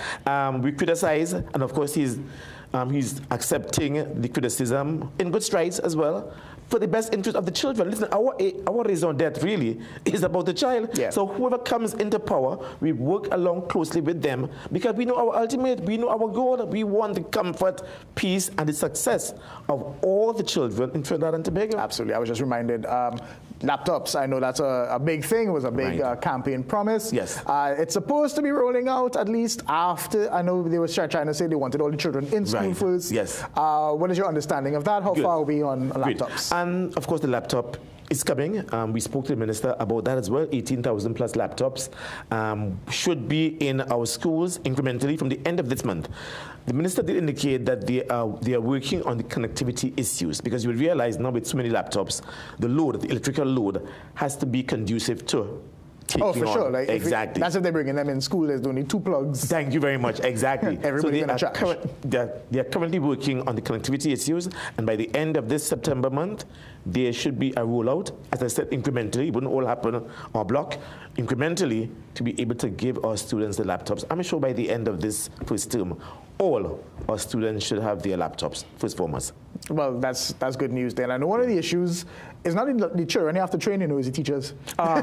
Exactly. Those children born, they've been punching these things since they born. What is important to note, though, is the responsible use. You have to look at the responsible use of these devices, because the children are innovative, they're creative. Listen to me. And again, they are 3 steps ahead of their teachers. Thank you very much. They are 4 steps ahead of their parents. That's right. So like they're doing all these things, and they may not know. It's so responsibility. responsible use. So let's get into, so we've done laptops, we've done school safety, we've done repairs. What else are we missing in this school term that we need to be keeping an eye on for us in the media and parents? We are a little concerned about the school grant, the book grant. And I know that the minister sometime early in the month of August, he did say about 5,000 were already in the hands and the accounts of beneficiaries. And we really would want, listen, I mentioned to someone that there are parents who up to Sunday have not bought a book, a pair of shoe, a uniform for their children. Not because of delinquency, but they don't have the financial resources so to do. Yeah. So that this book grant would have been a fillip, a help to our parents to be able to purchase the requisite requirements for the children. So it's just to stay on them, just to make sure that they will hand it out. Exactly, exactly. I know one of the issues in the last administration was that they didn't want it to be, you get that money and the parents buying sneakers for themselves. Exactly, exactly. Has that problem been fixed at all? Well, I would imagine that the system would have ensured that the parents are really needy in the first instance, and of course that the grant is going to be used for the particular purpose and intent that it was meant for. You could never, well, no system is foolproof. So even if you are well-intended and you would want to have the parents as well use it for the particular purpose, there would be always some through the cracks. For sure. Who will do their own thing. So that what we have done as members of the National Council of Parent Teacher Association, because we saw the need, we have given our parents vouchers. So it's made payable to this person, not advertising now, but made payable to this particular like a establishment. Or exactly, right, certainly. And of course, you take your voucher, $500 the value, you get that worth in supplies and of course uniforms from this. From what I've heard, $500 is probably half of a booklet. No, we wish we But I'm not saying it's not. I'm not exactly. Saying, but I am learning this. I don't have kids, so you don't. Okay. But I hear the chatter in the office. Yes, about exactly. How much is. Listen, parents are spending upwards of $4,000, $5,000, $6,000. Listen to me. I'm telling you, it's exorbitant. Yeah. And we don't have that issue where people aren't you can't hand down the books because exactly workbooks, whatever. Yeah, exactly. Listen, I don't know. When I was in school, if it was like, hey, it was page 99 in right. the old book, it's page 100 in the new book. Thank you. And you must get the new one, You must get the new one. Using both. Yeah. So it's something we need to also monitor as well. The book issue that is taking place in our schools. Walter Stewart, thank you so very much. My pleasure, anytime. For being here. We're going to keep in touch with you, and we want to make sure, I really do want you to stay on those police officers and make sure, because I stay up at night worried about the relationship. This school to prison pipeline is something that I'm very, very concerned about. I get buff asking about the question in postcard, but I'll continue to ask. I will continue to ask the question again. The safety, school should be a safe space for children to learn want to use the terminology find themselves. Topical terminology is zone of peace. We want all our schools to be zones of peace. Absolutely. It's a chance for them to grow and find themselves and be the best people. Thank you very much. Constructive members of society. We'll be right back. Stay with us.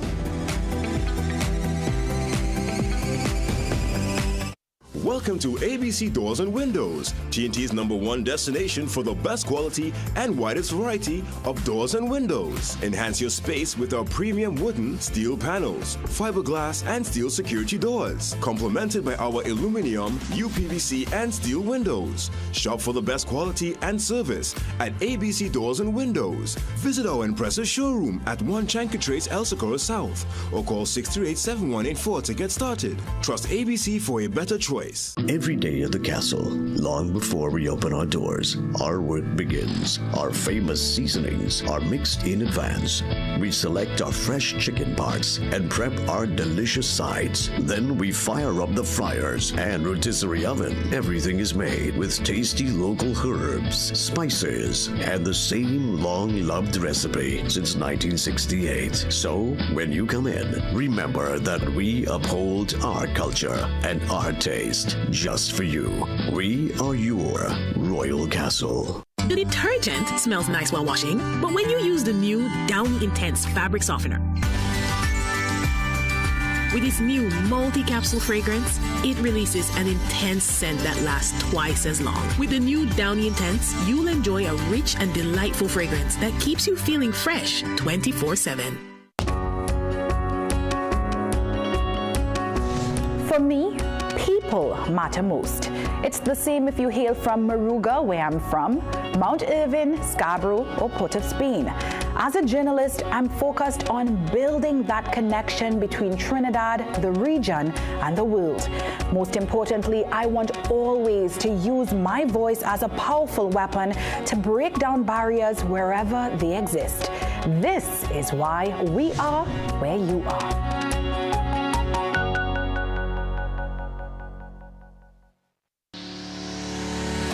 The fact that they ask the questions, those challenging questions that no other media house would ask. To, shed light on those things that are in the dark, those stories that no one else wants to cover. I grew up reading The Guardian, actually. It's a household name. About The Guardian, one thing that I like, the human interest stories have increased. See the investigative pieces on the human trafficking. I find that very interesting. You go more in depth. On sports, especially local sports, and that's one of my highlights for The Guardian. Yeah, I've been in Ghana since The Guardian started coming out, started working. I was a newspaper man. The stories that are being covered are well detailed and you get more facts. Also, I think the editorials, I think they're doing a good job and they're speaking the truth, and they're challenging the government to make things better. Me in particular, of recently, in the last 2-3 months, I've been reading The Guardian. I'm seeing a lot of news about the neighborhoods and the communities, and I even saw my community featured, and I was proud. Oh, The Guardian. The Guardian? Guardian. Trinidad Guardian. The Guardian. The Guardian. Trinidad Guardian. The Guardian is my first choice.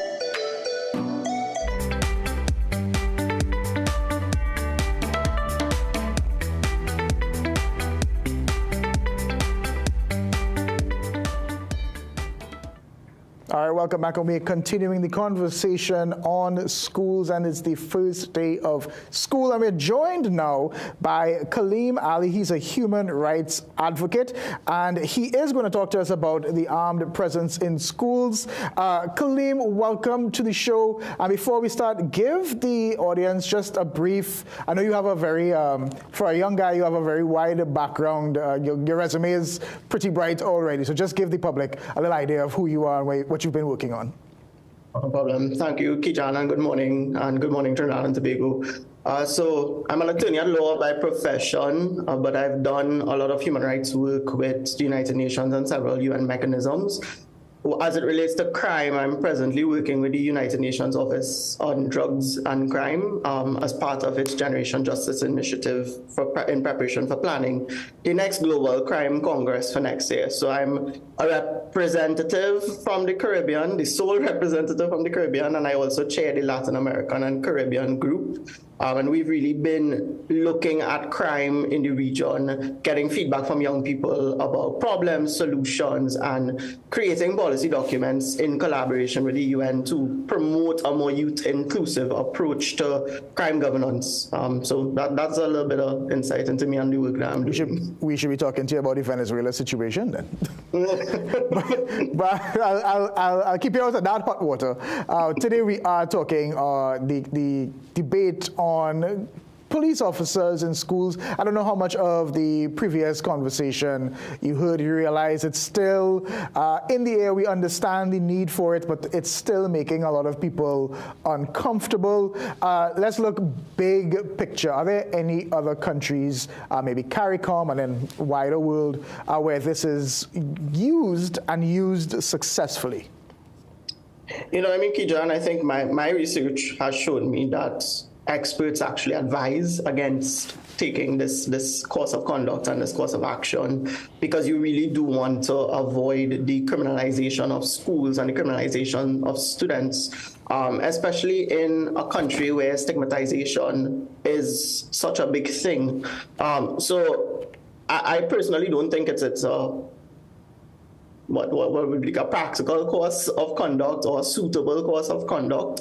Personally, I did hear the tail end of the last speaker's contribution, and it's more, we wait and see type of thing. And it's the first day of school, And we have this initiative that is being implemented and being rolled out, and we still don't even have all of the details around this initiative. And I think that is what is also causing a lot of the anxiety and the uneasiness with it. And so it's also difficult to say as to whether or not other countries are doing something similar and if it's effective, because we still don't know the full extent of this program or how this program is actually envisioned to work. We just have gotten sound bites of information on it. Yeah, we're kind of building the plane while it's already in the air, as the expression goes. But in cases that you have seen, where you say that people advise against it, why do people advise against it? It has a lot to do with, the concept of schools. Schools are supposed to be safe zones, and schools are supposed to be institutions or environments where young people could learn in a safe and secure environment. And yes, safe and secure means safety from violence and harm, but also, having armed police officers in a school creates a certain level of tension constantly that students are going to be placed under. Students should not be, engaging with police officers in that type of dynamic where these people are on their compound and they are armed, or they have non-lethal objects at their disposal. The problem as well goes further when we talk about criminalization of schools. You are taking an institution that is about learning and you are transforming it a bit and almost converting it into something else. And a big problem, as I mentioned earlier in my introductory comment, is that we have an issue of stigmatization in Trinidad and Tobago already. If you come from a certain community or you come from a certain background, you are labeled or viewed a certain way by society. And when you look at the way in which this program is set up, it is meant to target specific high-risk schools, right? Place police officers into high-risk schools. Again, playing on that stigmatizing /label creating. And so you are now taking it away from, just, okay, I come from this area, I'm stigmatized. I go to this school now, I'm stigmatized, because not all schools have this program or this initiative. Right. And so what you are doing is you are constantly labeling a child and teaching a child that the community they come from and now the school that they go to is going to be viewed in a certain way as it relates to crime and criminality. And that really does set a lot of young people up, in my opinion, for failure, because it is going to cause some sort of internal insecurity, and it's even going to be perceived in a negative way by the external public. So in a sense, they believe from very early that they're not good enough, that that they're already behind the starting line when the pistol has fired. It really creates a division, and we kind of we are moving away from prestige and non-prestigious schools to now schools that have armed police officers and schools that don't, and that's creating another dynamic. In the places, well, like I said, in the places where it did work, do you have an idea of what they did differently that would have triggered an improvement? Because at the end of the day, people do want to see an improvement. So what did they use that would have helped? Okay, so let's talk about violence first, right? So a lot of violence that is perpetrated in school is perpetrated largely because of things that happen on social media outside of the school compound or off of the school compound. So when you go home, you go onto social media, you cyberbully, you make comments about people, you have conversations about people, and then those things build tension. And the area in which confrontation takes place is the school environment, because that's where we go. We are in a shared space, right?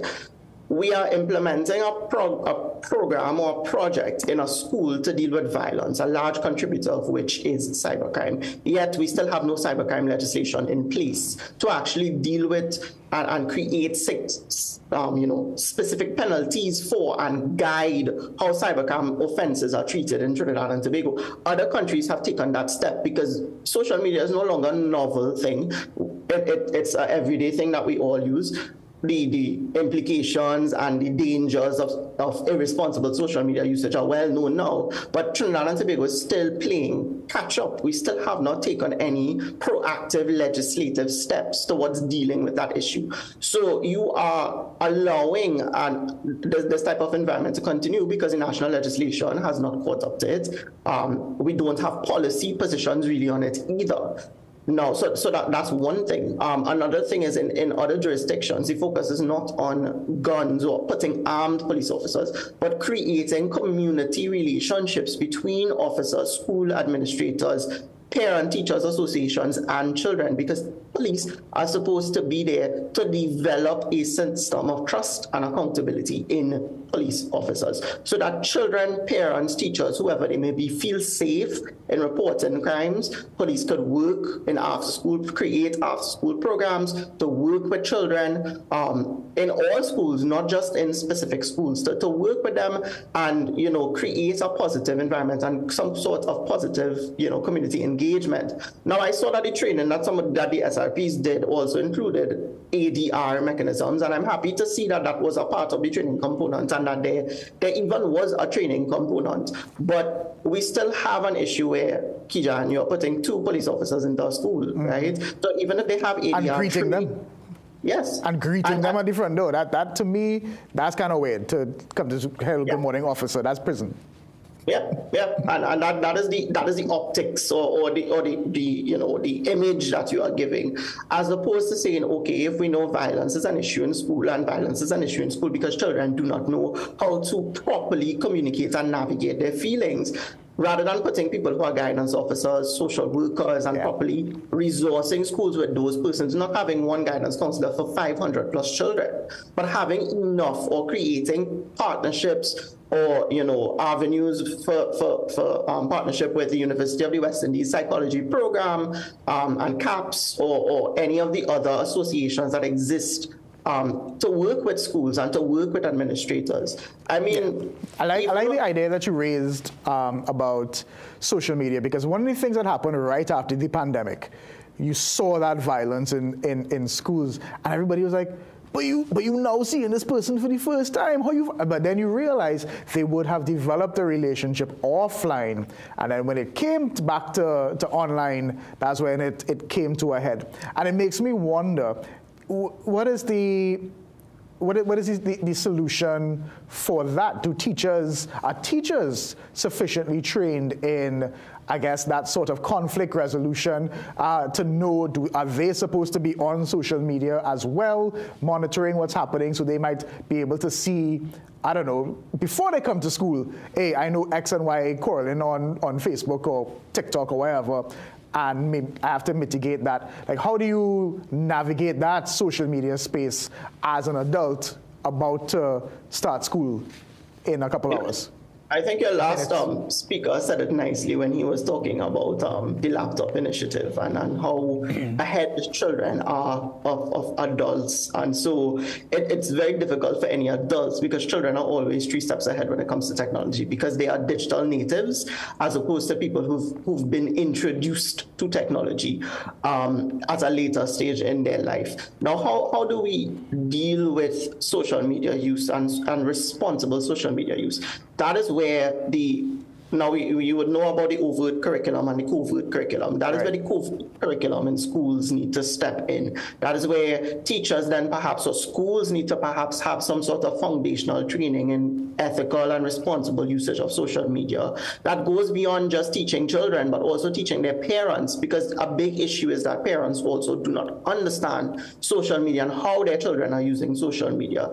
And so if you are able to bring together, you know, persons who are experts in the area on some sort of task force, perhaps, you know, you have a social media management and ethics committee, and that committee has a specific responsibility to teach children across schools and parents and teachers about responsible and safe social media usage.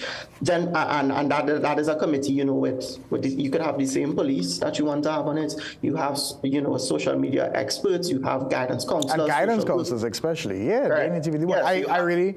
I don't mean to cut you off. I know we could talk about this all day, but I do appreciate your thoughts. My producer is reminding me that you're a young one. You got laptops under the second, I think, year of Kamala Prasad Bissessa's administration back in 2011, 2012. So you know what it's like to get those laptops and probably know firsthand all of the shenanigans that went on. So I do appreciate someone with lived experience insights on what these young people have. Mr. Ali, thank you so very much for joining us. And I said when school starts in a few hours, school has already begun in many cases. Yes, and thank you for having me. And I just want to wish everybody a good first day back, whether you're still beating the traffic or you're in school now. Have a good first day back. That's absolutely right. All right, Trinidad and Tobago, one more break, and we will be right back.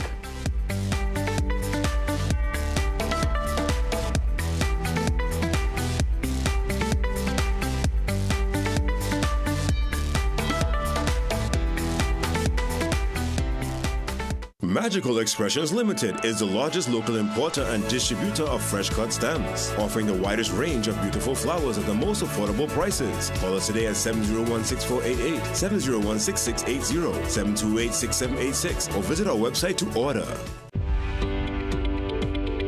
Feeling off balance?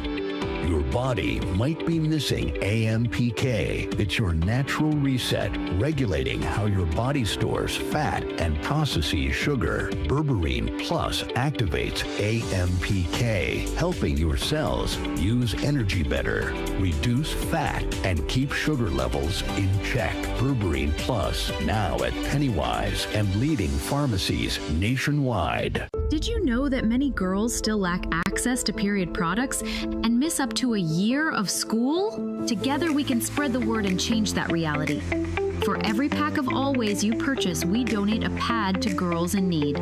Help us empower the next generation to rise, learn, and be the best expression of herself at her full potential. Always. Millions of people are attacked by harmful mouth bacteria. The root cause of bad breath, gum problems, cavities, plaque, and tartar. That's why Colgate combined the best science and technology in Colgate Total. Unlike others, its superior formula fights bacteria and creates a powerful protective barrier for up to 24 hours to prevent them from coming back. Take control of your oral health with Colgate Total.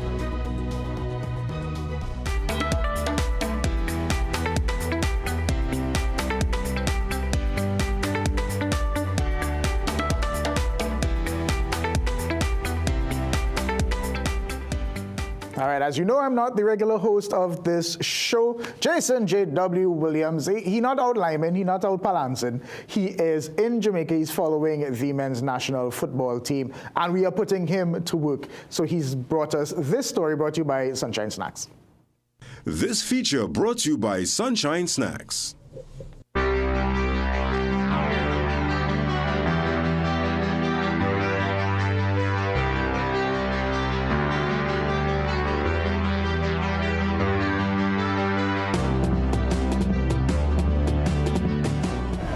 Good morning to Kijan and the Morning Brew team. JW on location here at the Norman Manley International Airport in Jamaica, where the Trinidad and Tobago team just arrived.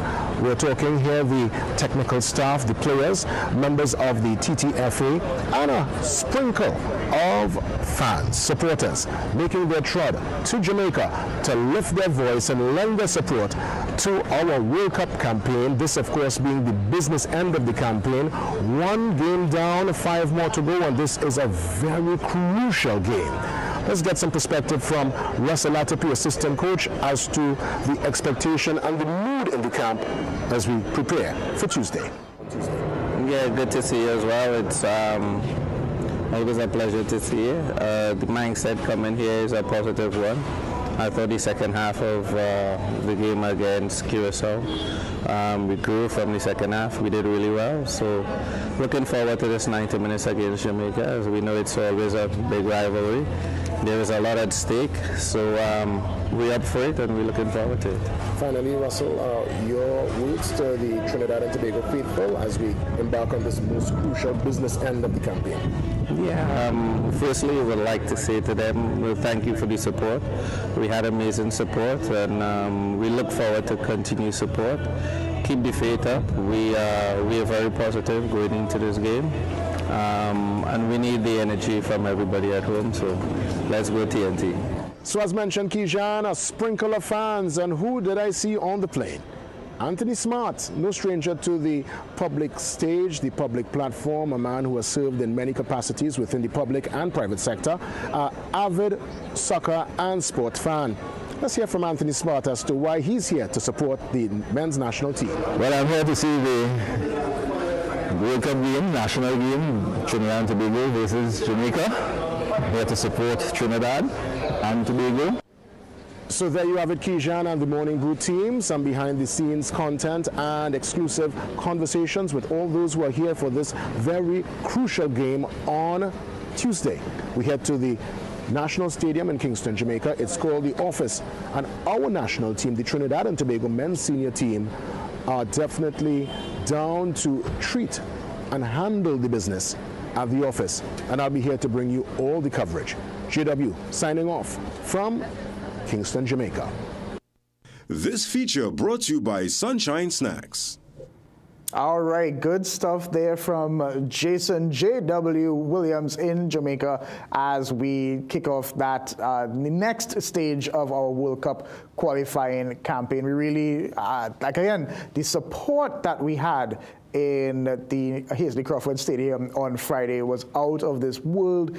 You saw the rhythm section, the Tantan and Saga Boy, the performances, everybody was out. And I think I saw the second half, I tuned in at the second half of the game, and the energy from the players, if they could bring that into the first half of that game against Jamaica, I think we will be successful. Side note, I look nothing like Anthony Smart. I don't look like everybody. There was a running joke back in the day that I look just like Anthony Smart. I was looking at that picture, I look nothing like him. So everybody laughing and saying, no, I look like him. I do not. But very good morning to Mr. Anthony Smart. If you are seeing this, where everyone, good morning to Jason, wherever you are as well. I hope to see more coming out of that from you. So Trinidad and Tobago, it has been a great morning, Monday morning, the first day of school. Thank you to everyone who called. Thank you for everyone who came on the show, either in person. We had Derek Ramooj and Walter Stewart, and of course, Mr. Ali, who we just had via Zoom. Mr. Ram Kilowan, thank you as well for the Bourse report. Trinidad and Tobago, I'm going to be here for another couple of days, so I will see you in the morning, bright and early on Tuesday. If you are not already out, get out and go to work. That's always been my thing. 90% of success is showing up, even if there's a little bit of traffic this morning. We're going to keep an eye on that as well. Wassa, we're keeping an eye on you, and you're going to give us an update when that is fixed. For now, have a good day, and we'll see you right back here at 6 a.m.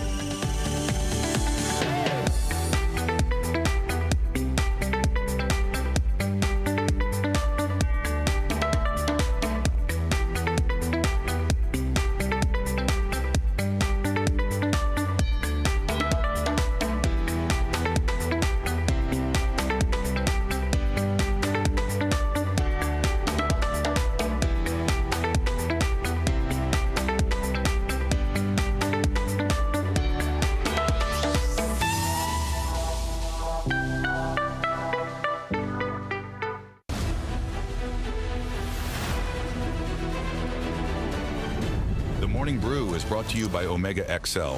Live long, stay strong.